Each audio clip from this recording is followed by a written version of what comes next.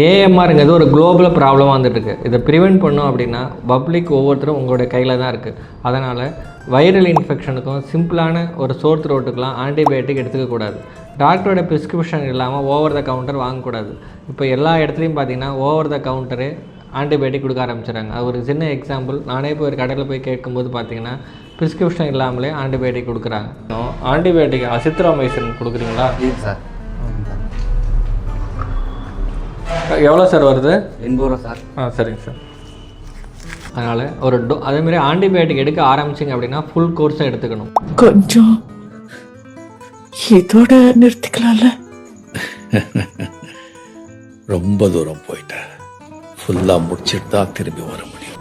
ஆனால் அது கவர்மெண்ட்டே பிளான் பண்ணி ஆன்டிபயோட்டிக் யூஸை ரெஸ்ட்ரிக்ட் பண்ணும். இப்போ கோழி பண்ணை, மீன் பண்ணை, பால் பண்ணை எல்லாம் ஆன்டிபயோட்டிக்ஸ் ரெஸ்ட்ரிக்ட் பண்ணுறது மூலம் தான் நம்ம ஆன்டிபயோட்டிக் ரெசிஸ்டன்ஸுங்கிறத ப்ரிவெண்ட் பண்ண முடியும்.